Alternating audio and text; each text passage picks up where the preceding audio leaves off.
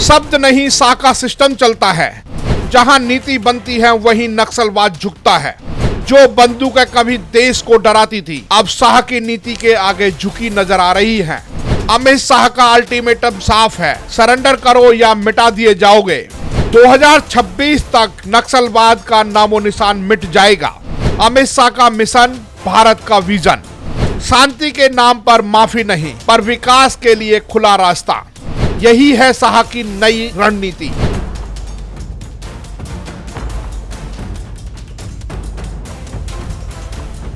अब बोलती है शाह की नीति, नक्सली आ रहे हैं घुटनों पर। जंगल में भी अब सरकार की चलती है, नक्सली आत्मसमर्पण कर रहे हैं। बंदूकें अब झुकी हैं शाह की शक्ति के आगे। 2026 तक नक्सल मुक्त भारत, अमित शाह का मिशन क्लियर है। हिंसा का रास्ता बंद, अब या तो सरेंडर करो या खत्म हो जाओ। शांति का रास्ता खुला है, अब आतंक के लिए जगह नहीं, यही है शाह की चेतावनी। नक्सलियों की हार, भारत की जीत, अमित शाह की रणनीति ने बदला खेल। भारत का वो लाल गलियारा जहां कभी बंदूकें बोला करती थी, अब वहां विकास की गूंज सुनाई दे रही है। छत्तीसगढ़ का बीजापुर, दंतेवाड़ा, सुकमा, नारायणपुर एक समय इन जिलों में नक्सलवाद का गढ़ कहा जाता था, लेकिन अब यह इतिहास बनता जा रहा है। 18 अप्रैल 2025 यह तारीख अब देश की आंतरिक सुरक्षा की किताब में इतिहास बन चुकी है। सिर्फ एक दिन में 33 खूंखार नक्सलियों का आत्मसमर्पण, इनमें से 17 पर कुल 49 लाख का इनाम था। लेकिन सवाल है, अचानक ये आत्मसमर्पण की लहर क्यों? क्या जंगल में कोई नई हवा बह रही है? अमित शाह की रणनीति, शांति के रास्ते का शेर। गृह मंत्री अमित शाह की नीति साफ है, बंदूकें छोड़ो, गले लग जाओ। बीते कुछ वर्षों में मोदी सरकार ने जो नीति अपनाई है उसे 3 शब्दों में समेटा जा सकता है: सुरक्षा, विकास और इच्छा शक्ति। गृह मंत्री ने 2 टूक कहा, 31 मार्च 2026 तक भारत को नक्सलवाद से मुक्त करना है। ये सिर्फ लक्ष्य नहीं, संकल्प है, और इस संकल्प की गूंज अब जंगलों तक पहुंच चुकी है। 18 अप्रैल को सुकमा जिले में 22 नक्सलियों ने सीआरपीएफ और छत्तीसगढ़ पुलिस के सामने आत्मसमर्पण किया। इसके कुछ घंटों बाद 11 नक्सलवादी आत्मसमर्पण करने पहुंचे। एक के बाद एक, हाथ में सफेद झंडा, दिल में बदलाव की उम्मीद। अब नक्सली कह उठे हैं, माओवादी विचारधारा खोखली है, अमानवीय है। लुगु पहाड़ियों में हुई मुठभेड़ में मारे गए टॉप माओवादी कमांडर प्रयाग माझी और विवेक, जिस पर 1 करोड़ रुपए का इनाम था। साथ ही 2 और इनामी नक्सलवादी अरविंद और साहेब राम भी मारे गए हैं। अरविंद पर 25 लाख का इनाम था और साहेब राम पर 10 लाख का इनाम था। कुल 8 नक्सली ढेर किए गए हैं। हाल के आत्मसमर्पण, बदले की बयार। 7 अप्रैल दंतेवाड़ा जिले में 26 नक्सलियों ने आत्मसमर्पण किया। 8 अप्रैल बीजापुर जिले में 22 नक्सलियों, जिनमें से 4 पर 26 लाख का इनाम था, उन्होंने हथियार छोड़े। गृह मंत्रालय के आंकड़ों के अनुसार 20 मार्च 2025 तक 90 नक्सली मारे गए, 104 गिरफ्तार, 164 ने आत्मसमर्पण किया।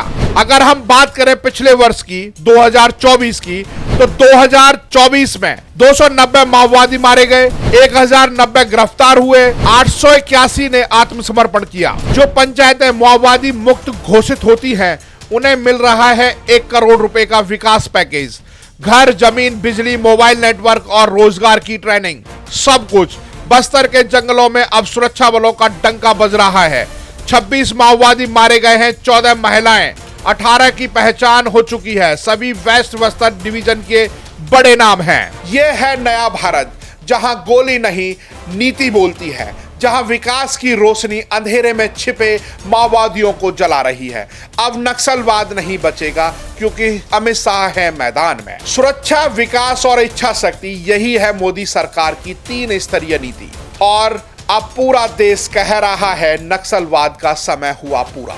हथियार नहीं, अब हाथ में हल। इन आत्मसमर्पण करने वालों में कई ऐसे थे जो पहले जंगल में कानून चला रहे थे। मुचाकी जोगा, पीपल्स लिबरेशन गुरिल्ला आर्मी का डिप्टी कमांडर, 8 लाख का इनामी। उनकी पत्नी मुचाकी जोगी, जो महिला दस्ते की प्रमुख थी। किकिर देव और बूधी बुधरा, दोनों क्षेत्र समिति सदस्य, 5 लाख का इनाम। सिर्फ नाम ही नहीं बदले, पहचान भी बदल गई है। अब ये नक्सली नहीं, अब ये भारत के नागरिक हैं। पुनर्वास के तहत इन्हें 50,000 की सहायता, घर, जमीन, स्केल, ट्रेनिंग और उज्ज्वला योजना जैसी मूलभूत सुविधाएं मिल रही हैं। जंगल में विकास की दस्तक, नियाड नेल नार योजना। जिस जंगल में कभी बंदूकें बोला करती थी, अब वहां बिजली की तारें खिंच रही हैं, मोबाइल टावर खड़े हो रहे हैं, पक्की सड़कों पर अब स्कूल के बच्चे साइकिल से स्कूल जा रहे हैं। ये चमत्कार हुआ है नियाड नेल नार योजना के वजह से। इस योजना का उद्देश्य आपका अच्छा गांव बनाना है। गांव को नक्सल मुक्त घोषित करो या बदले में 1 करोड़ तक के विकास कार्य, मोबाइल नेटवर्क की सुविधा, बिजली या सोलर लाइट की व्यवस्था, प्रधानमंत्री आवास योजना के तहत मकान और युवाओं के लिए स्किल डेवलपमेंट सेंटर। यही वजह है कि आज गांव खुद प्रस्ताव भेज रहे हैं, हमें माओवादी मुक्त घोषित कर दो। यानी ये साफ है, अब बंदूकें थक चुकी हैं और भारत जाग चुका है।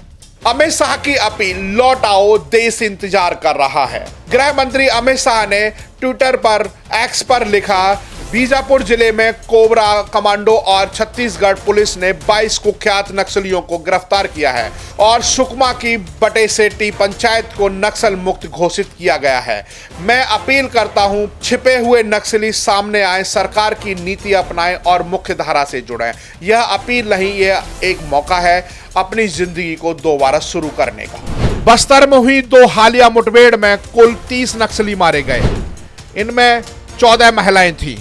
बीजापुर मुठभेड़ में सुरक्षा बलों ने उस वक्त कार्रवाई की जब नक्सली एक बैठक कर रहे थे और पूरी तैयारी करने के लिए बैठक में बैठे हुए थे, लेकिन सुरक्षा बलों की प्लानिंग, नए कैंप और एयर सर्विलांस के चलते ये बैठक उनकी आखिरी बन गई। बीजापुर के एसपी जितेंद्र यादव के मुताबिक अब वो दिन दूर नहीं, अब पूरा बस्तर नक्सल मुक्त हो जाएगा। आत्मसमर्पण का चेहरा, कुछ कहानियां, कुछ आंसू। आत्मसमर्पण करने वालों में कई ऐसी कहानियां हैं जो दिल को छू लेती हैं। कमली हेमला 32 साल की है, जो कभी जंगल में AK-47 लेकर चलती थी, आज वह सिलाई मशीन से अपनी नई जिंदगी सिल रही हैं। मुया माडवी 19 साल की इनकी उम्र है, जो महज किशोरी उम्र में संगठन में फंसी, आज वह स्कूल में पढ़ाना चाहती हैं। सोनू टाटी 28 उम्र, माओवादी मीडिया टीम का प्रमुख था, अब वह राष्ट्रीय मीडिया से अपनी वापसी की कहानी सुना रहा है। ऐसे ये कुछ नाम हैं और भी कुछ ऐसे गुमनाम हैं जो सामने आएंगे और नक्सलवाद को छोड़ करके देश की जो विचारधारा है और मुख्य धारा है उससे भी जुड़ेंगे। नक्सलवाद सिर्फ एक बंदूक की लड़ाई नहीं थी, एक विचारधारा की चुनौती थी। सरकार की इच्छा शक्ति, सुरक्षा बलों की वीरता और विकास की तेज रफ्तार। शायद यही है अमृतकाल, जब भारत सिर्फ आगे नहीं बढ़ता बल्कि अपने खोए हुए बेटों को भी गले लगाता है। इस खबर को ज़्यादा से ज़्यादा शेयर करें और अपने कमेंट जरूर लिखें और देश से नक्सलवाद मुक्त भारत होगा जल्दी ही, हम ये आशा करते हैं। जय हिंद, जय भारत।